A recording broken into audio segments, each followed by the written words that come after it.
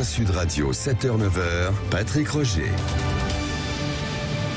Il est 8h46 sur Sud Radio. La parole à tout le monde, bien sûr. Toutes les opinions sur Sud Radio. Parlons vrai, vous pouvez vous exprimer. C'est Lionel, dans un instant, qui va être avec nous. Et puis vous également, hein, vous pouvez réagir. Alors, la dissolution du mouvement Les Soulèvements de la Terre, qui regroupe d'ailleurs plusieurs associations. Ça a été confirmé hier par Gérald Darmanin.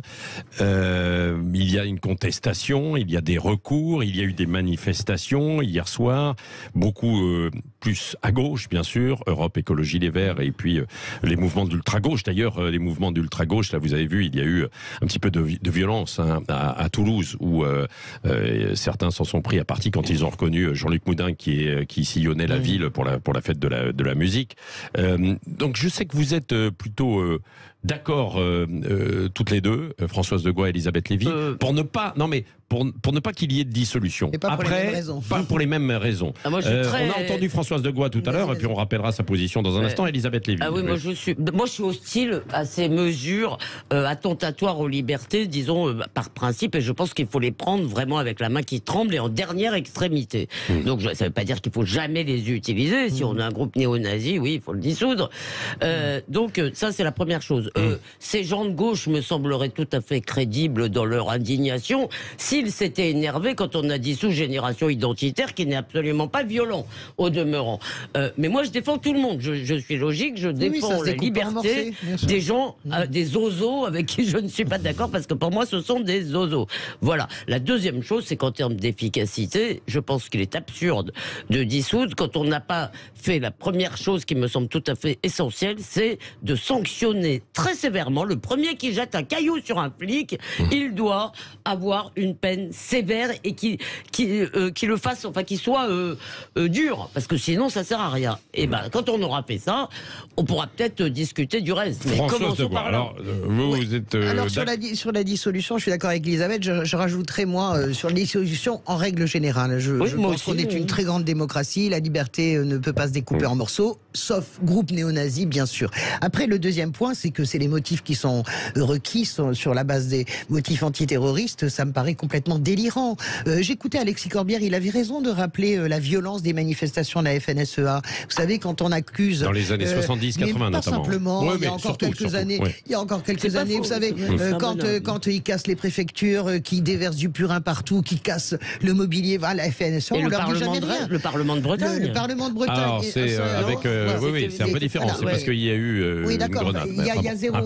Voilà, quand ils menacent Dominique Voynet, quand ils massacrent le ministère de l'Agriculture, j'ai pas le souvenir qu'on ait effectivement dissous la FNSEA. Au-delà de ça, je pense que plutôt que de criminaliser, parce que ça c'est la grande stratégie maintenant de Darmanin, qui parle d'éco-terrorisme, etc., au lieu de criminaliser, je pense qu'il faut écouter ce que ces gens-là ont à dire. Après, ils ont une manière de procéder et un discours qui est extrêmement radical. Mais je pense que la radicalité s'installe justement face à l'inertie. D'un mot, et Lionel ensuite, non, au 0826 il ne faut pas du tout écouter ce qu'ils ont à dire quand ils le disent comme ça. En ce qui me concerne, je le répète, ces manifestations... Ce sont des spécialistes... Oui. Ils appellent à pardon, Françoise, merci. Ce sont des spécialistes de la manifestation interdite. Dans pratiquement toutes leurs manifestations, on vient pour casser des antifas, viennent pour casser du flic. Donc je suis désolé, ces gens ne sont pas du tout pacifiques, et moi je n'écoute rien de ce qu'on dit comme ça. Quand on me parle comme ça, je n'écoute pas. Mais en revanche, je veux dire, je pense encore une fois, la démocratie, c'est le régime qui admet sa propre contestation. Nous sommes assez forts, si vous voulez, pour maîtriser et pour répondre à ces zozos. Allez, Lionel est avec nous de Grasse dans les Alpes-Maritimes. Bonjour Lionel. Patrick, bonjour à toute l'équipe. Bonjour, Lionel, vous avez entendu les arguments d'Elisabeth Lévy et de Françoise Degois. Quels sont les vôtres ? Moi personnellement, je pense que le problème, c'est que les gens maintenant n'arrivent plus à entendre quand on leur dit non, comme des enfants en fait. C'est-à-dire que quand ils parlent, ils vous présentent leurs arguments. La majorité leur répond non, on va pas faire comme ça, et tout de suite, ils font un caprice et ils veulent tout casser. Ces gens d'extrême gauche sont aussi dangereux que des gens d'extrême droite au final. C'est-à-dire qu'ils emploient les mêmes méthodes, avec un prisme évidemment un peu plus, on va dire, un peu plus sympa, parce que oui, c'est la gauche, donc c'est un peu plus sympa, mais quand vous regardez bien concrètement les manifestations de Sainte-Soline, ça s'est pas super bien passé. Ils sont allés manifester pour le tracé de la du train, comment ça s'appelle, Lyon-Turin. Pour le Lyon-Turin, en disant qu'ils étaient contre le projet. Alors le projet, j'aimerais juste leur dire quand même qu'il reste que quelques dizaines de mètres avant que le tunnel soit fini de creuser. C'est pas un projet, c'est un chantier. Voilà, donc on y est. Et puis de toute façon, ça se fera quand même. Des milliards ont déjà été engagés. Donc en fait, ils viennent manifester sur des choses qui, au demeurant, pourraient paraître acceptables.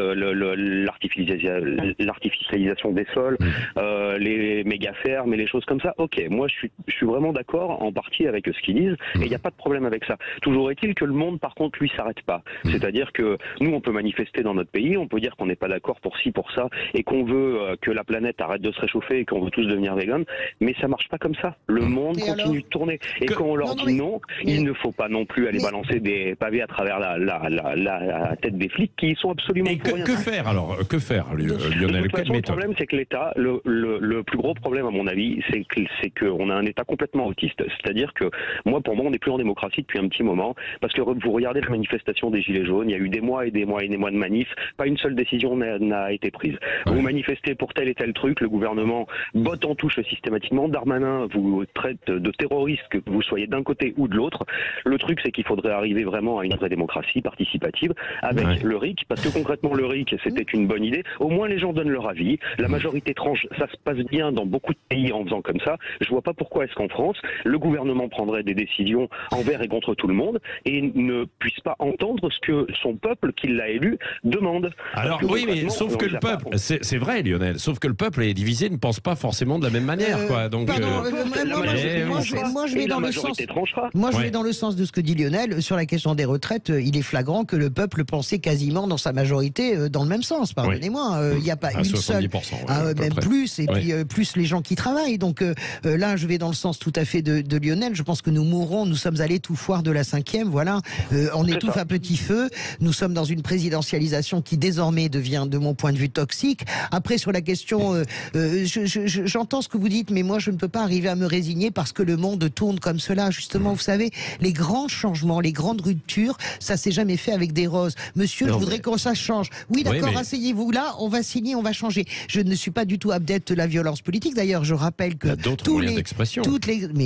il y a d'autres moyens d'expression. Comment vous faites bouger? Je suis pas en train de vous expliquer qu'il faut tout casser. Je suis en train de vous expliquer que les actions, Greenpeace a mené des actions il y a des années qui étaient extrêmement fortes pour aller sur le pied. Françoise, mais je vous conseille une expérience de voyage dans le temps.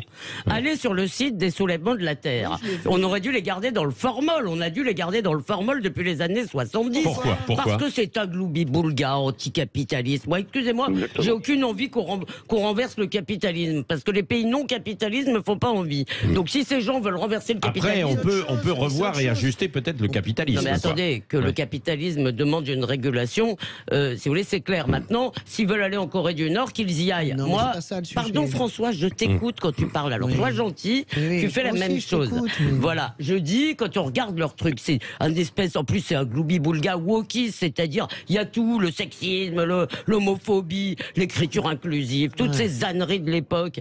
Si vous voulez, c'est des gens, franchement, moi je n'ai aucune espèce de comment dire, de sympathie, ni même... Je les admire pas du tout, ces gens des soulèvements de la Terre. Je dis simplement qu'ils ont le droit de parler, c'est tout. Je veux dire, voilà. Mais quand je vais sur Valeurs Actuelles, c'est pas le cas de Causeur que je trouve d'un très bon niveau par rapport au reste de ce type de presse. Quand je vais sur Valeurs Actuelles, c'est un gloubi-boulga pour moi sur l'immigration, etc. Je comprends pas. Mais ça, vous pouvez hocher la tête. À chacun son gloubi-boulga. Je comprends pas dans cette espèce de fourre-tout général dans lequel on met l'écologie, le wokisme, la gauche aujourd'hui. Mais c'est eux qui le mettent dans le même. Non, mais quand je vous écoute, Elisabeth, la gauche, elle est forcément indigéniste, wokiste, islamo-gauchiste. Mais les soulèvements de la Terre, une fois que vous avez enlevé toute leur conception, lèvent des questions et des questionnements. Vous ne pouvez pas changer le monde à un moment donné sans instaurer du rapport de force. Je refuse de penser qu'il faille taper sur un flic ou qu'il faille taper sur un élu. Ça, ce n'est pas mon sujet. Mais je pense qu'à un moment donné, il faut mettre en un rapport de force sur la masse, peut-être sur le non, pour faire bouger. Bon, ça va bien se passer. Laissez-moi. Non, mais excusez-moi, vous êtes génial, ma chère Françoise. Elisabeth et ensuite Lionel. Vous êtes génial, ma chère Françoise. Vous dites quand on met de côté leur conception. Ah ben moi, je mets pas de côté leur. Non, attendez, Elisabeth. Oui, Elisabeth, allez-y. Quand on met de côté leur conception, non. Moi, je juge les gens sur ce qu'ils disent, sur ce qu'ils sont, sur leur programme. Or, leur programme, comme tous les écolos d'ailleurs, si vous voulez, il y a un peu d'écologie, ça c'est vrai. Il y en a. Il y a un peu d'écologie, mais il y a énormément de toutes les lubies wokistes. C'est pas moi qui l'ai inventé. Allez sur leur site. Non, mais pourquoi vous parlez de lubies wokistes? Moi, je vais vous parler de lubies d'extrêmistes. Elisabeth Lévy. Lionel, attendez, on ne s'entend plus là, ça ne sert plus à rien. Lionel, pour conclure. Oui, la masse, effectivement, c'est ce que vient de dire Elisabeth. Effectivement, on peut faire tout à fait basculer quelque chose qui ne nous convient pas avec un vote du peuple, tout simplement. La masse, on l'a déjà. On est.